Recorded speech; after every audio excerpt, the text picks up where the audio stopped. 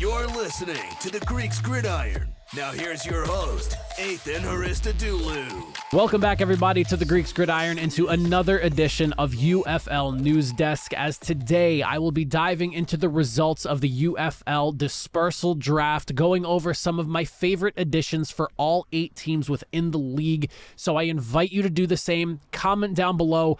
What are your thoughts on some of the players that got moved around? Are there anyone in particular that you're excited about seeing playing on their new team and what you think it means for that team altogether? I will be doing that, again, for all 8 teams, so I invite you to do the same. But if you're uncertain of basically how this whole dispersal draft is working out, if you're a little confused on it all, because it has been a bit weird with how everything has gone on the last few weeks as we've gotten the official announcement, and then this all of a sudden coming up just a few days later. Essentially, teams were permitted to protect 42 players from their roster and select up to 20 players additionally from rosters of their respective conferences from teams that were folding. Players that are not protected or selected during this initial dispersal draft that just came to pass this weekend will be placed into a pool of players that are going to be selected regardless of the team that they played on, conference that they were in the 2023 season, in another round of essentially a player dispersal draft, but it's going to be on January 15th. So that's what we're dealing with here as far as this dispersal draft is concerned. Now, as for the 8 teams and their selections made, each team has a laundry list of players. And I'm not going to sit here and just rattle off each and every single one to you all. It'd be mind-numbing, and it would obviously be a little bit boring to just hear a bunch of names being rattled off. So I went ahead and selected a couple of guys from each team that I want to highlight. But if you're looking for full roster additions and all of that, it'll be in the description down below. I have a link right to where it's going to go to bring you to the landing page that has every single team's roster with all of the players on them to this point. But we'll start first with the Arlington Renegades here, and 2 guys from the Renegades that really stood out to me, and this is the XFL champions of 2023, so anything you're adding is like playing with house money at this point. Deontay Burnett, the wide receiver from the Houston Roughnecks. This is somebody who presents big playability, very capable pass catcher, and someone who's going to help take this offense even further into 2024. He had 6 catches of 20-plus yards in 2023, which was more than any other wide receiver that the Renegades had in the 2023 season themselves. So for an offense that caught fire late in the season, you're only compounding that and getting even better here. He had 27 receptions in total, 378 yards, 6 touchdowns, averaging a whopping 14 yards per reception. This guy's a great addition for the Renegades offense. Now on the defensive side here, this is somebody I could not go without mentioning here. We're looking at defensive back Jenny Harris from the Houston Roughnecks as well. So a couple of Roughnecks heading on over into Arlington. He is a 2023 All-XFL defensive back. He led the league with 5 interceptions. The guy was a definitive shutdown corner for the Roughnecks in 2023. And it's not like the Renegades necessarily really needed help with that. They were literally first in the NFL in total interceptions with 13 on the year. But you're going to add a guy now who had 5 himself the year prior. That's literally more than a third of what you had. I mean, the Renegades defense just got a whole lot scarier if you're asking me. Now, next we'll shift gears. We'll jump over to the USFL side here. We'll take a look at the defending champions, the Birmingham Stallions.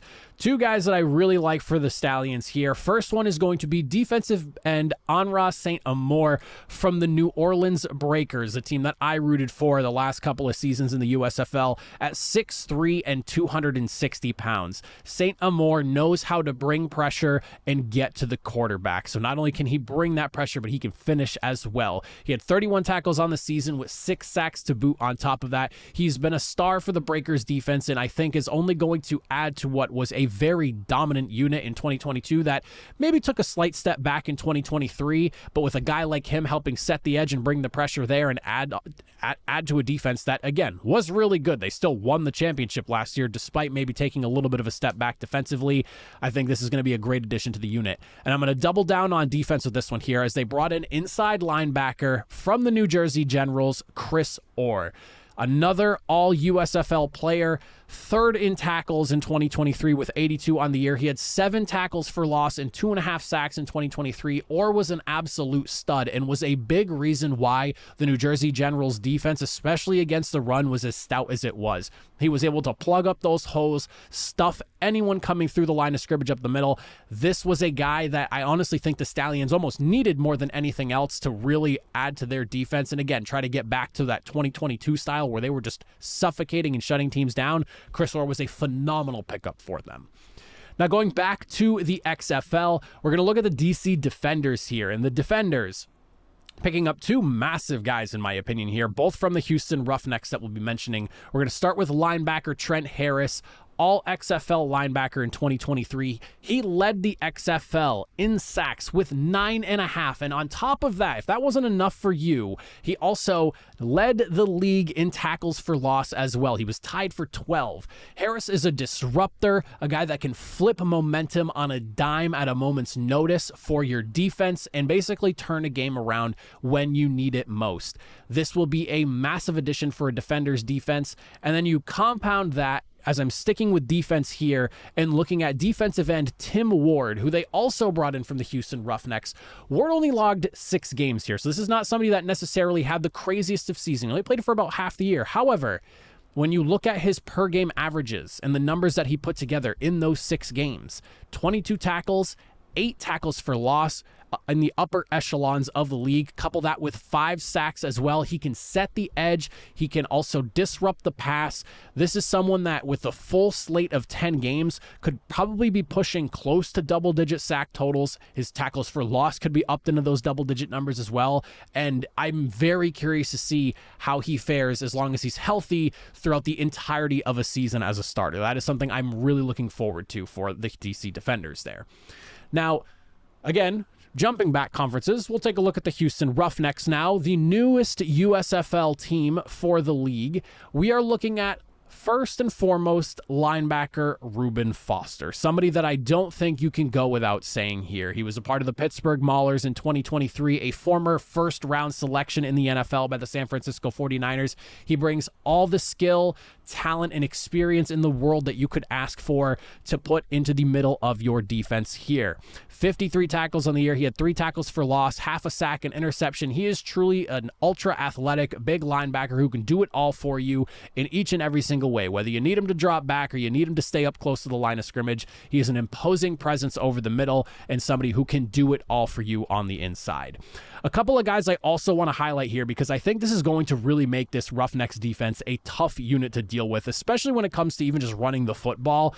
They went and got themselves a couple of defensive tackles that I think are huge additions for the interior. We have first defensive tackle Keontae Schott, who in my opinion was a bit of a all USFL snub with the numbers that he put up. He is a game-wrecking presence on the interior, and you don't get a lot of guys from that in football. So to have a guy who can come in, he can not only do a great job at stopping players running through the line of scrimmage, on top of that, he can get into the backfield. He had 9 tackles for loss. He had 7.5 sacks on top of that. For a defensive tackle, that's a very high number. And on top of that, he led the league in sack yardage as well with 60. I mean, the guy was a disruptor for the Breakers. And again, in my opinion, and maybe it's Breakers fandom aside, a little bit disappointed he got snubbed from the All-USFL consideration, but the players that they did select were some excellent players on top of that. But I will double down on D-tackle here. So this is one of the few teams where I have 3 guys I'm mentioning.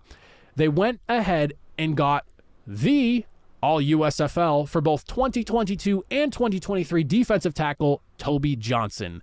This guy is a machine and an absolute unit at 6'4" and 320 pounds. If you need a guy that is going to plug up the middle of your defensive line and not allow anyone to get through when it comes to those ISOs and inside zone runs, Johnson is your man. With 41 tackles, 3.5 sacks, he was a huge reason why this defense in New Jersey was the best run defense in the NFL, or the UFL, I think he is a phenomenal addition for this team. It's going to be very interesting to see what the Houston Roughnecks look like as a team that is essentially jumping ship from one side of the UFL to the other, going XFL to UFL.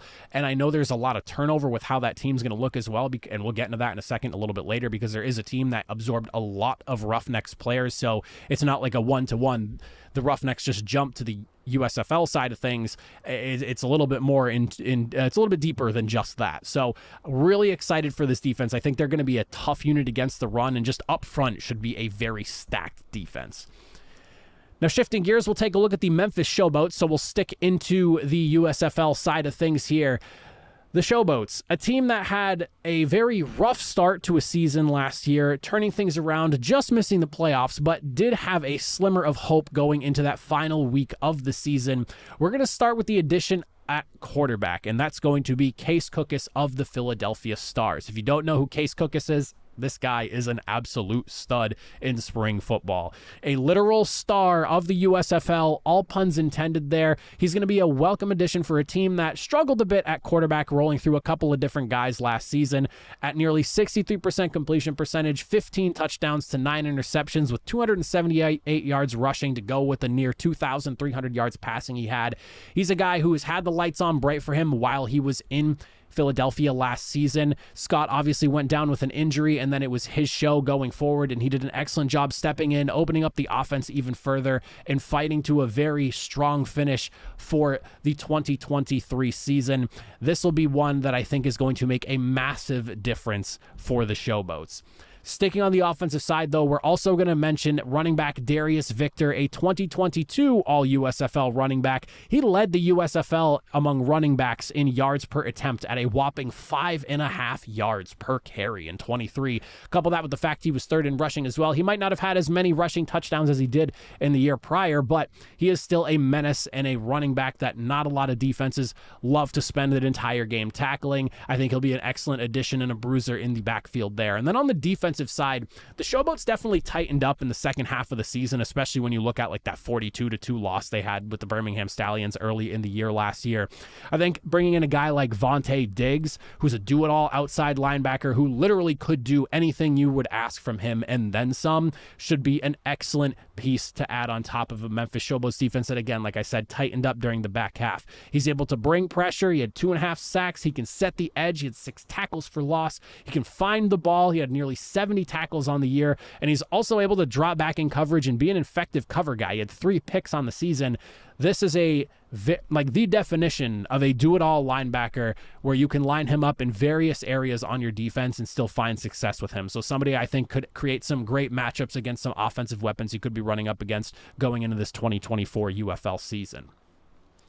Sticking against in the USFL still, we're looking at the Michigan Panthers now, and this is a team that very much needed a bit of an infusion of talent, and I think that the way this draft worked out for them is going to wind up helping them tenfold. Now, 2 guys that I have to mention, because both of these guys were the best at their position last year, in my opinion. We'll start with running back Wes Hills. And if you don't know who Wes Hills is, for those of you that are coming from the XFL side, this is a guy who started in only 8 of the games last season. He was not the starter the first 2 weeks of the season and wound up being the running back of the USFL in 2023. All USFL honors for the season. He had a league-leading 679 yards rushing, paired with 10 touchdowns on the ground. He also caught 38 passes through the air with 278 yards to boot. The guy was an absolute menace, totaling nearly 1,000 yards from scrimmage last year. This is a team that had Reggie Corbin last year, but ultimately I felt like was missing a running back to kind of pair with him. I think the combination of Reggie Corbin with now Wes Hills is going to be one of the best running back duos that you're going to see in the UFL this upcoming season. On top of that, wide receiver was another issue that the Panthers dealt with, I think, for the majority of the last couple of seasons. So for them to be able to bring in a guy like former Philadelphia Stars wide receiver and all USFL of 2023 wide receiver, Corey Coleman, that should, again, continue to add skilled talent to the team and help open up what they want to do offensively. Coleman comes in as a legit wide receiver 1 for this team here, and the Panthers, again, really needed to have like that legit guy that would give defensive problems. And I think Coleman could be that guy for them. He led the league with 51 receptions and 669 yards on the season. He only had 4 touchdowns, not as many as you'd want from a leading number 1 wide receiver, but you can't deny those 51 catches and nearly 700 yards total on the season. I think we're looking at 2 excellent skill additions for a team that's really going to bring this offense to life with a guy who was formerly an NFL head coach in Mike Nolan. I think it's going to be very fun to watch what this offense turns into. Next, we'll go back to the XFL side of things, and we are looking at the San Antonio Brahmas here. Now, the San Antonio Brahmas, when you look at their additions here, you could essentially just call them the San Antonio Roughnecks when you look at it. I didn't count the number off the top of my head here, but I'm looking at 5, 6, plus another, like, 11, plus... You're looking at nearly 20 Houston Roughnecks being added to the San Antonio Brahmas. So whether you want to call them the San Antonio Brahmas or the San Antonio Houston Roughnecks Light, I don't know. But a ton of Roughneck players moved their way over into San Antonio here. But two people that I think I need to highlight first and foremost, and this one was a bit of a head scratcher for me because, again, if you don't know, I did not follow the XFL. So when I saw Cody Latimer listed as a tight end, and on top of that was an all XFL tight end for 2023, I was kind of scratching my head because Cody Latimer is somebody that I really liked during his time in the NFL. And so for me to see him listed at tight end, and I had to go back because I had to double check. I was like, tight end, he's not that big, is he? And he's only 6'2", 215 pounds. Like, he's not your traditional tight end, but for what it's worth, it worked out in Orlando for him. He finished the season with 11 plays of 20 plus yards or more. He was third in the XFL with receptions. This will be a guy that should be an interesting addition for the Brahmas there. I'm curious to see if he continues to roll as a tight end or if he gets moved outside to the wide receiver position. That would kind of make sense to me, but I don't know. Whatever they did in Orlando clearly worked for him. And then I also need to highlight a Houston Roughneck, center Alex Millett, 2023 All XFL center Alex Millett. Part of the reason why Houston's run game was so strong and so sound was because of Alex himself. He allowed only 4 pressures and 1 sack in 2023. And if there's one thing that I think gets wildly underrated when it comes to discussing offensive play in general, it's that some people seem to forget it all really starts with the center. He's the first person to have the football at the beginning of every single play. He's responsible for getting every single offensive lineman on the same page and set up with protections and get them ready to roll. He is essentially the bread to the butter of the quarterback. And so I think bringing in a guy like him to help solidify the interior of the offensive line should be a huge plus for the Brahmas this season. And then last, but certainly not least, we're looking at the St. Louis Battlehawks. And I got a couple of guys I'm really excited to see for these two as well. We'll start first and foremost on the defensive side here with defensive back Quinterio Cole. Played with the Seattle Sea Dragons in 2023. He was a playmaker for that defense there, finishing the year with 3 interceptions. St. Louis was already a really good team when it came to forcing turnovers through the air. They finished the season 3rd with 11 interceptions. So to add another ball hawk is only going to just amplify how good this Battlehawks team was. I know a lot of people ultimately coming away disappointed with the St. Louis Battlehawks not finishing the year with a championship, but adding a guy like Quinterio Cole to legitimize your defense even further should be a fun prospect to look forward to going into this season. And then secondly, another all XFL player being added this time to the Battlehawks. We are looking at Seattle Sea Dragons wide receiver Ja'Cour Pearson, who led the league in both receptions and yards in 2023 in the XFL. Again, the Battlehawks, they were an absolute unit in 2023. I would have to say probably one of the most exciting fan bases to watch in spring football, in my opinion. Again, this is coming from somebody who didn't watch the XFL. I was originally a USFL guy, but I will sit here willingly and say that watching the Battlehawks fan base go was a sight to see, and I was envious of it. Won't lie about it. So to bring in a guy like Ja'Cour Pearson to just expand on what you were doing offensively, I'm really excited to see how he fits in there because I think he's going to be a massive difference maker for a Battlehawks team to help push them even further and potentially making a legitimate run for the UFL championship at the end of the summer. But those are some of the guys that I personally look forward to seeing, or guys that I just think are going to be impact playmakers for their new respective teams. Once again, I invite you to comment down below. Let me know some of the players you're looking forward to seeing for all 8 of these teams, or even if it's just your favorite team that you root for in specifically. I would love to discuss with you all in that comment section. But that is it for me. Again, a link to the full rosters will be in the description down below, so I highly recommend you check that out and go over the entire list if you want to go through a more detailed list of guys. I just didn't want to be here for 3 hours straight rattling off single players' names and trying to, and the amount of research that would have had to gone into all of that. This would have came out to you in about 2 weeks as opposed to maybe a couple days after the fact. So I wanted to get something out to you all. I hope you enjoyed. As always, appreciate it if you made it to the end. I will see you all next time. Have a good one.